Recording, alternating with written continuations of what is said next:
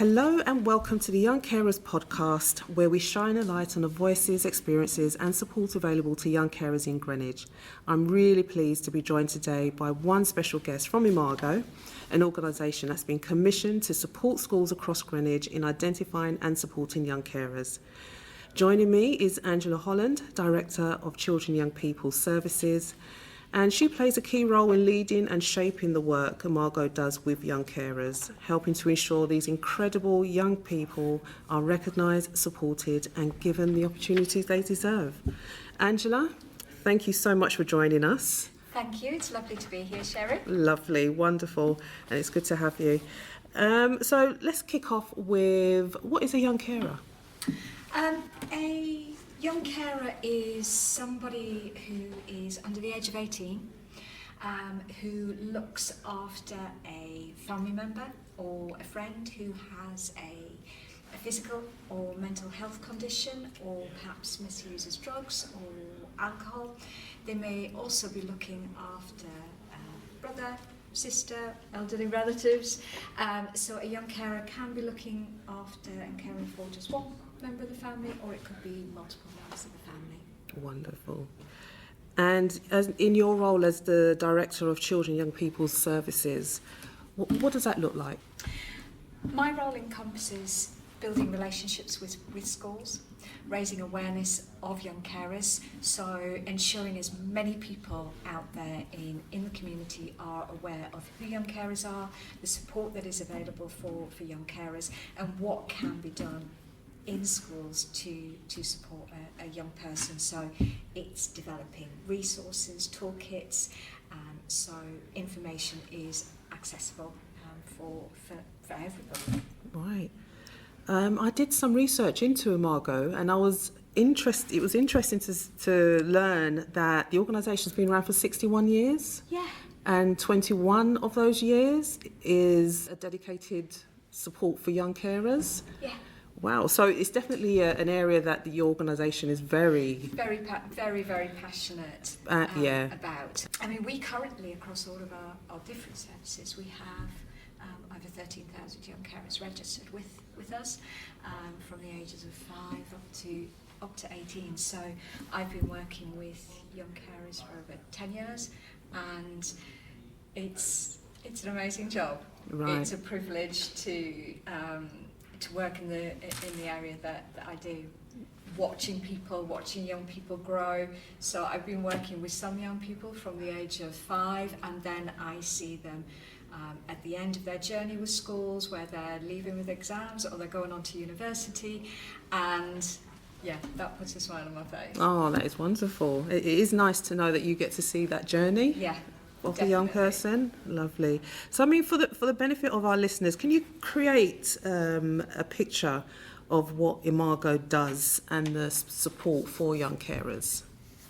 So we work predominantly with primary and secondary schools. Now, schools can build incredibly powerful relationships with students, and teachers are they're in that perfect place to be able to identify and understand young carers. What we do is we provide schools with the toolkits, the resources, for them to be able to provide support in school for young people who identify as young carers. So it could be lesson plans to raise awareness, it could be assemblies to raise awareness.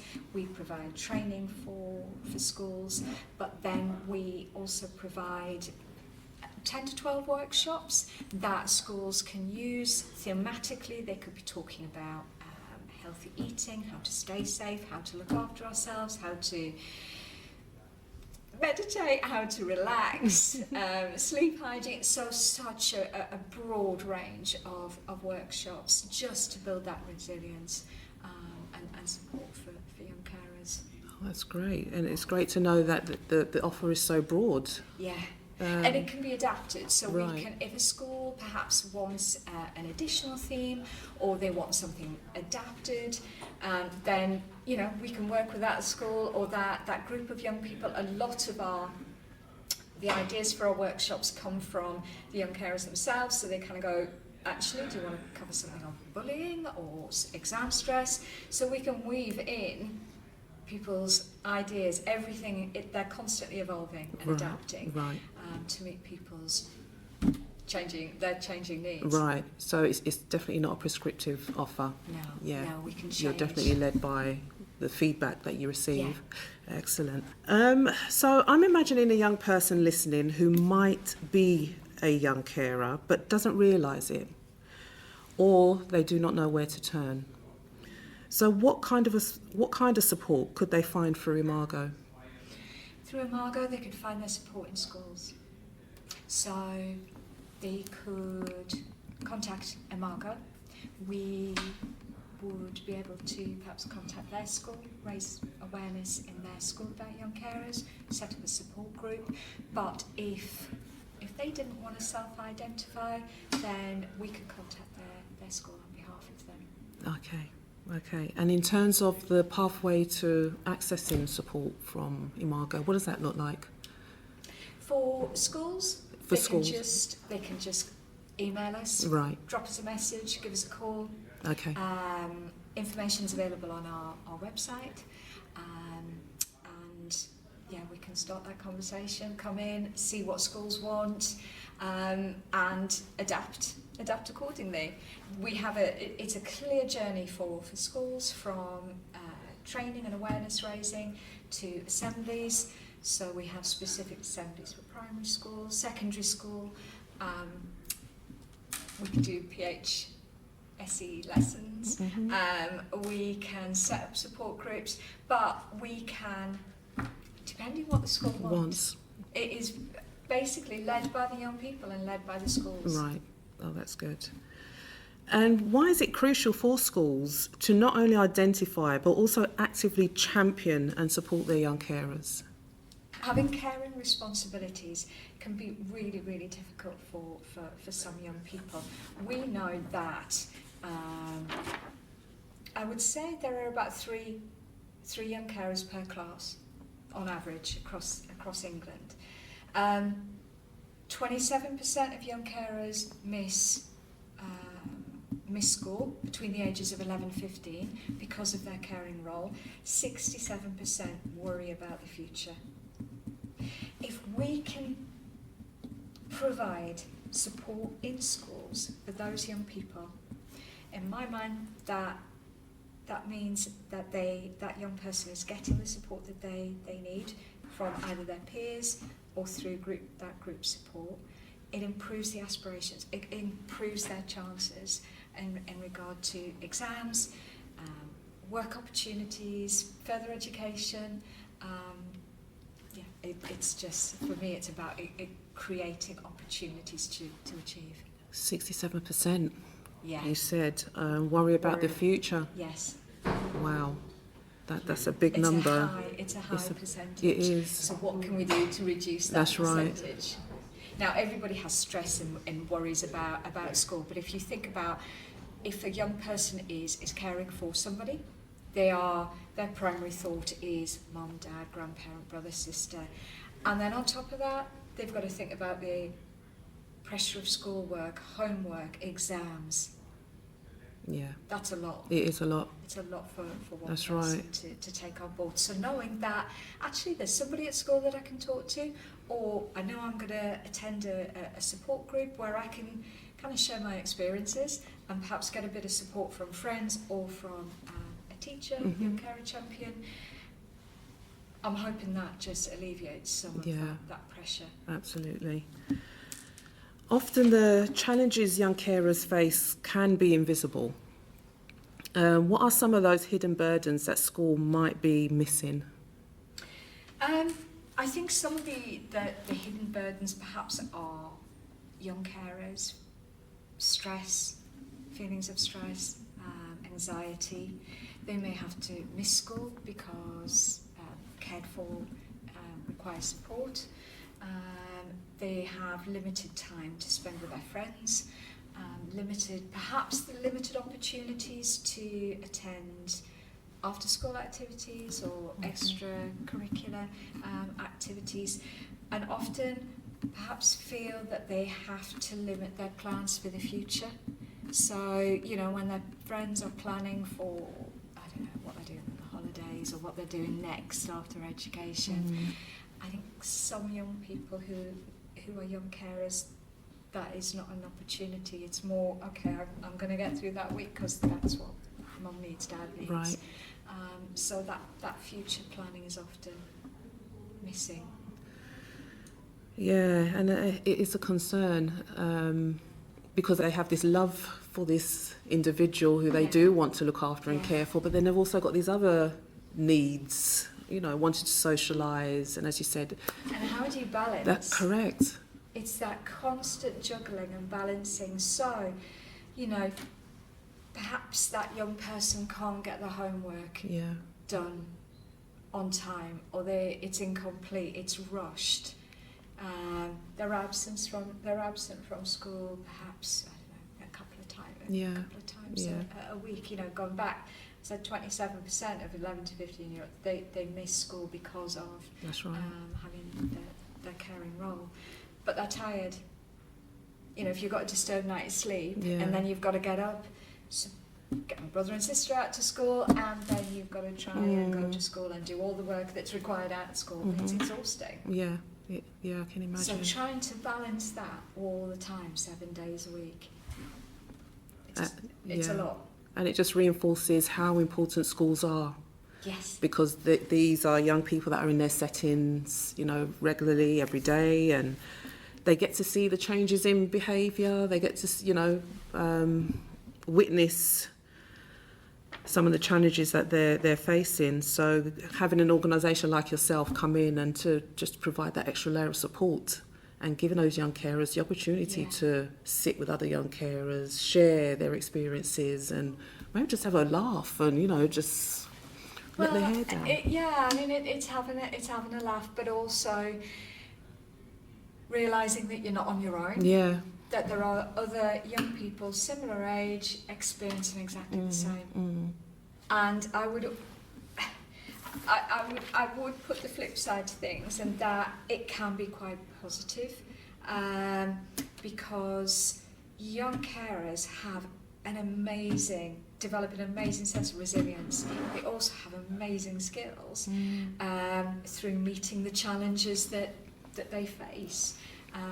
And that they experience, and if we can just tap into that resilience and those skills, all of them can be translated into their education or further work and employment, so that they are amazing skills that can be utilised in so many different ways. It's just having them recognised and having somebody at school say, I understand what's going on. I know why your homework's late, or it's not as good as what it normally is. Let's put a bit of time aside. Yeah. Or actually, in that support group, we can do a bit around homework or a specific subject.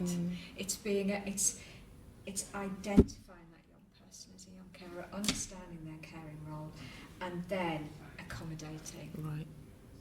Because that helps me balance. Yes. Yeah. And in your experience, do you find that's a theme amongst all the young carers you come across, that they don't recognise those skills that they've actually acquired as a result of their role as a carer? Yeah. But when you actually sit down with somebody and say, okay, think about what you do within the context of your caring role. You're very organised. You can juggle and manage lots of different things. Right. You're good at time management.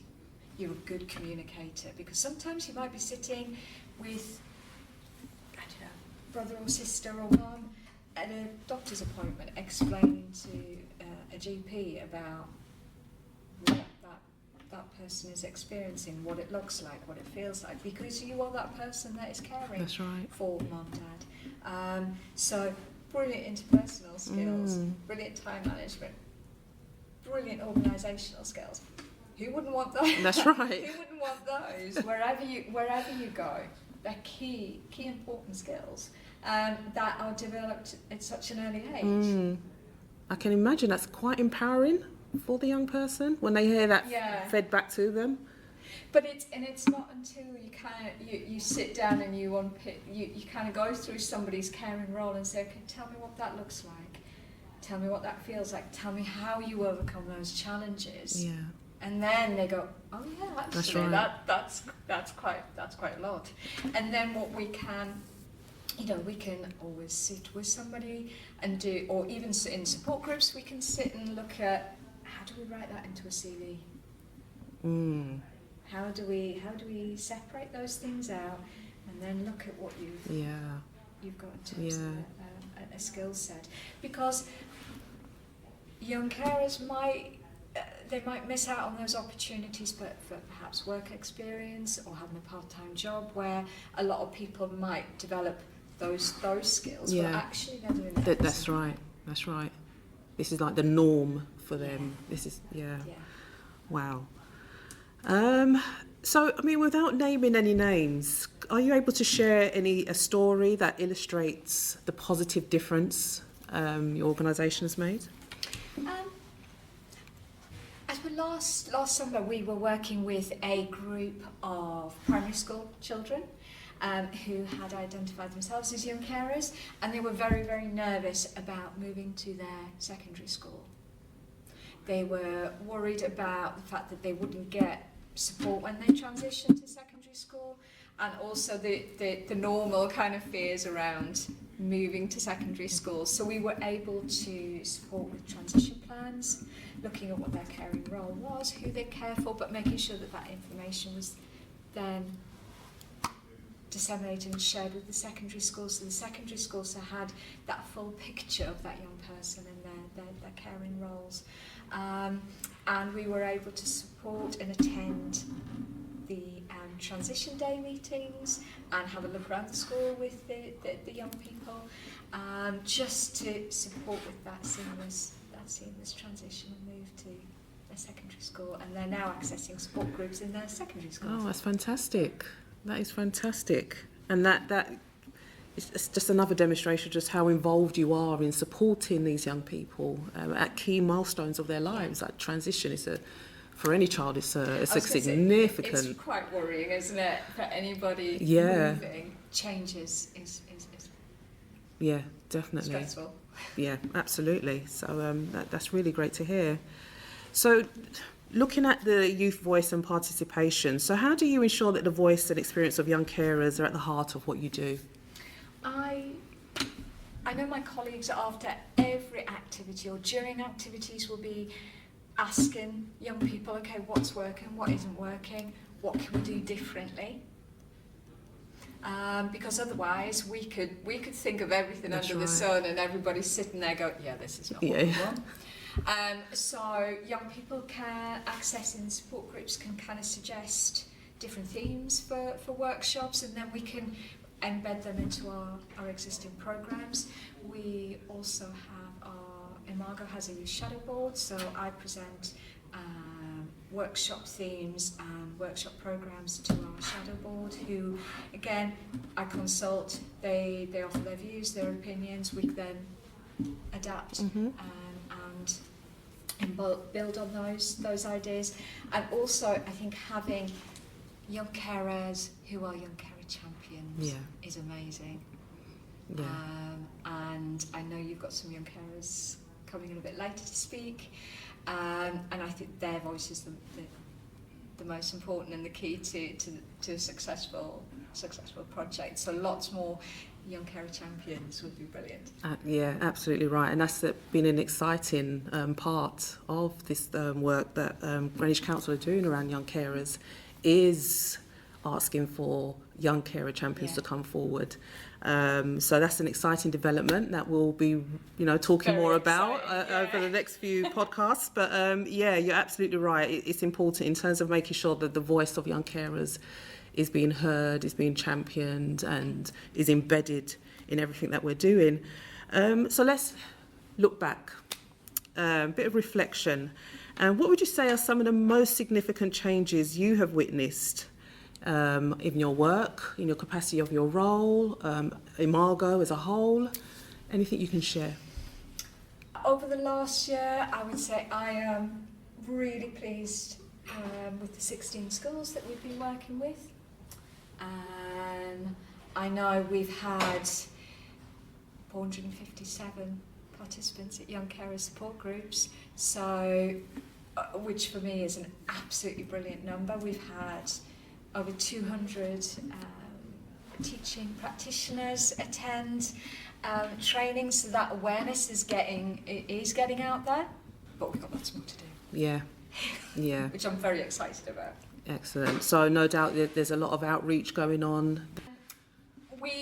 Anybody and everybody that we can share and raise awareness about what Greenwich is doing to support young carers, what support is out there for young people. I would literally, we wouldn't go anywhere. I don't doubt that, Angela. So this work must be incredibly rewarding, but also challenging. So what fuels your passion and your dedication to this work? I have the privilege of working with young people from an early age and watching them grow up and their experiences as they journey through being a young carer and their caring role evolve. And for me, it's watching the 5-year-old progress to the secondary school and then leaving with, whether that's a job or whether it's a place at further education or university, it's watching that young person achieve and knowing that I've been part of that journey. Yeah. I've worked with young carers for over 10 years, and as I said, that privilege of watching somebody grow and achieve and actually having the opportunity to experience things that, perhaps their peers take for granted, but knowing that I've perhaps played a little part in them being able to take part in something new or achieving what they wanted and set out to do, and going to university and having somebody message me while they're at university going, I'm having a brilliant time, I'm doing what I wanted to do. Yeah. Oh, that's amazing. And that passion definitely comes through. So what is your vision for the future of support for young carers in Greenwich? What's your biggest hopes? That every single school is on board with this project and this programme.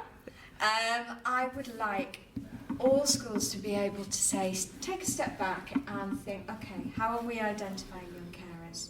Do we understand who young carers are in our school community? And then what can we do to support? What can we? And there are simple things that can be done. Give us a shout. We've said it earlier. Our programme is very adaptable, so we can meet different schools' needs. But in my mind, every single school should be aware of who their young carers are and identify them. Make sure that they have the right support at the right time, and that they have support in school available for them, or at least somebody that they can go to, knowing that that's that young carer champion. It could be a student, or it could be a teaching staff. Right. Oh, that's great. Yeah, that's every great. Single school. Excellent. And I think my biggest takeaway from having this conversation with you is that, number one, it's the passion. You really are passionate about young carers, and that really resonates. Secondly, despite all that's going on for young carers, and at such a young age, as you said earlier, you talked about the resilience and making them aware of the skills and the attributes that they have in terms of organisation skills and prioritisation and etc. Communication. Because you mentioned about speaking to the GPs on behalf of. So I think us as in general can learn something from that. That here we are, we've got this cohort of young individuals who are dealing with so much, and with the support of you, and no doubt with the support of their family, they're still able to go on and hopefully achieve, and your organisation helps to, in some way, to level the playing field for them so that they can access the opportunities that other young people can. And there's so much going on in Greenwich. It's just being able to, it's just having the right information at the right time. And, you know, Carers Week this week, Carers Week is all about equality. Yeah. So let's, as you say, level the playing field for young carers. Absolutely. So let's hope we get more schools signed up. Definitely. That's it. Get some workshops and training, and as you said, it's flexible, it's adaptable to what the school needs and what the young people need. So for me, it's a no-brainer. Thank you. Certainly. Yeah.